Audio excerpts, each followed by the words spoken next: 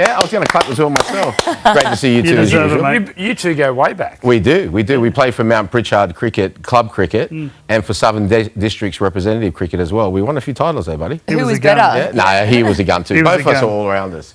Both of us. So during that period, some like rugby league royalty, soccer royalty. Yeah. Who else was around that gang? Jason Taylor. He was a year above us, or 2 years above us. Yeah.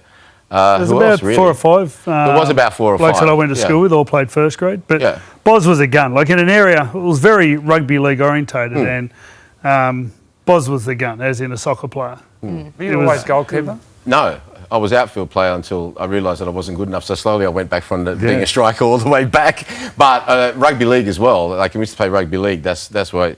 But the cricket thing was the thing. He was the best all rounder in the whole. That's why we won I think we won the state tournament. We got beaten one final.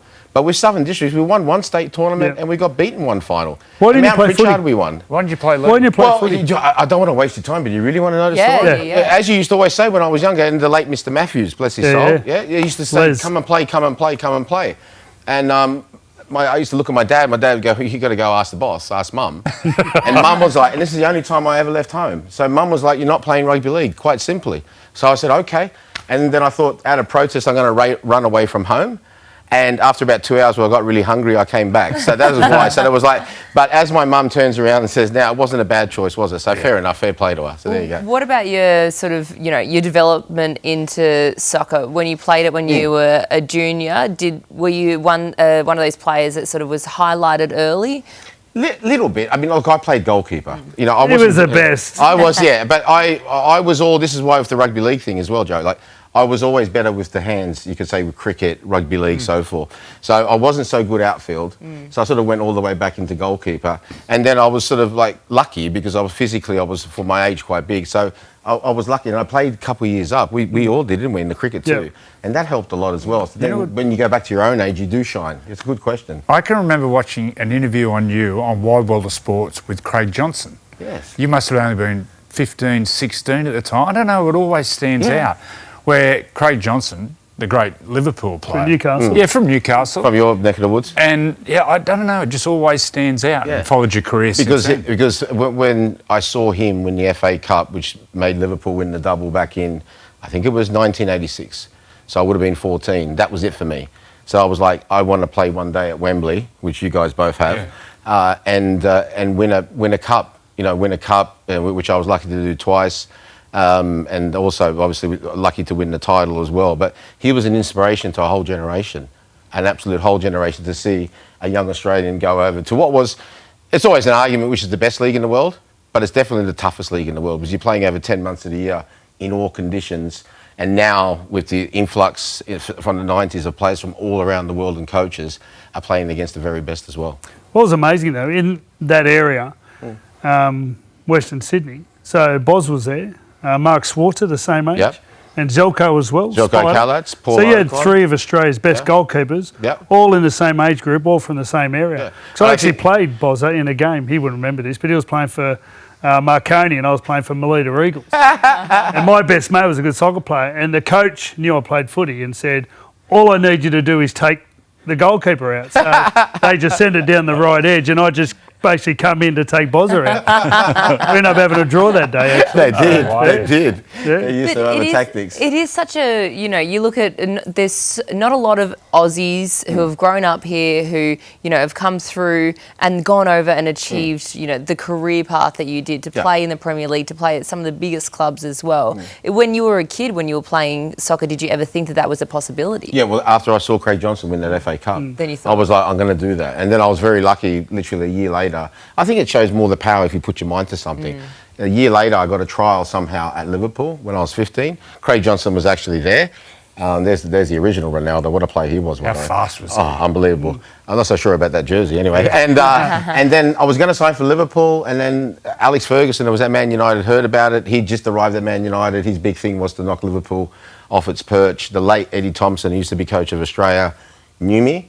He went to school with Alex Ferguson. So he got on and said, listen, this was like March then. I went for a trial at Liverpool around September 1987, about March 1988. Then I went to Manchester United. And then he basically locked me in the room and rang mum and dad and said that he's signing. Simple as that. So that was it. So then 16, July 1988, 20 years. It was a great time, very good time. Have you got a team? Who do you follow? Look, I followed the whole three of them, but I got a real soft spot. In rugby league? Oh, rugby league, the Parramatta Eels, mate. Are you a 'Cause Parramatta? I was about to get onto you two as well. Then I said, well, I had a great time over there because when I was over there, like some things I think happened for a reason. We won every Ashes from 89 all the way, through to 2005, but that was a great series anyway. And nearly, every Kangaroo tour. Yeah. 1990, that second test at Old Trafford. Wow. We hooked that up was a the few best times in Manchester. Yeah, exactly. Yeah, we We'll get did. onto those With Mark stories in a Guy was there second. as well. At 1994, and of course the 1995 World Cup, where you made like a real mark that time. And all those times, I used to think to myself, because the boys used to give me so much trick about being an Aussie, and I used to think to myself, like, surely they're not going to let me down, right? And they'd lose like the first test, like they did in 90 and 94. Yeah. Then they'd come back and win at Old Trafford, which was like my home ground when I first grew up. And they did in the World Cup as well. You lost at Wembley in that opening game, remember? And then come back and won the final after you scraped through and after extra time against the Kiwis in the semi-final. So that were great times. This is one of the all-time great moments, this one. Well, I want to know how it would unfold, say, when the Kangaroos would tour. Who would reach out to who first? Well, this is funny. So 1990, and I think it was the late Bob Fulton who was the manager stroke head coach, right? Yeah. So... in Manchester, so I knew they were over, so I went seeking him because I knew him, so I wanted to go say hello, and I love my rugby league and all that anyway. So saw him and Mark Guy, went over to them, and they were both in what they called the emus, they played midweek, and they were out quite regularly. I just see, not all of them, and not just them, but the whole team. Every day that ends in Y. Well, yeah. We wouldn't say over, because even my boys were like the Manchester young boys were going. To be fair to them, they're not. Because I used to say to them, these guys are like unbelievable athletes. You don't know, they are like the best athletes you've ever seen, like big, mobile, strong. And my boys are going, yeah, they're going like, they must be confident and all. I said, yeah, because anyway, they lost the first test, remember at Wembley? I never saw them out again for the rest of the time they were there. I used to ring him up and he'd go, yeah, well, I don't think it's a good idea. So I thought Bozo, bless his soul, must have turned around and really cracked the whip with them, yeah? Yeah, but the Parramatta Eels, Joe. Beans, that was Parramatta Eels. Well, you're growing Sterlo, Brett Kenny. You're a Parramatta Eel too, weren't you? Yeah. Everyone in that area, that was such a great team. Steve Ella, Brett Kenny. Steve Edge. In those days, they'd all come out to your schools. Yeah. My earliest memory is Brett Kenny coming to the school. Then I met Steve Ella. I did a photo with Steve Ella, and so you just glued on from then as he. Yeah, all of Mick Cronin, Ray Price. Favourite player, favourite Parramatta player. That one there on the left, Peter Sterling and Brett Kenny. But there were so many during that time, and that's what sort of really made so many of us in that area Parramatta fanatics, because it looked as though in the 70s they were like the perennial bridesmaids. They lost in 76 to Manly, they lost in 77 after a replay to St George. And in 81 as well, for a long time in that game against Newtown. Newtown were actually ahead. And I'm thinking, oh, God, and Tommy Ratonicus, you're thinking, Anyway, they came back and won. And, of course, they beat Manly 2 straight.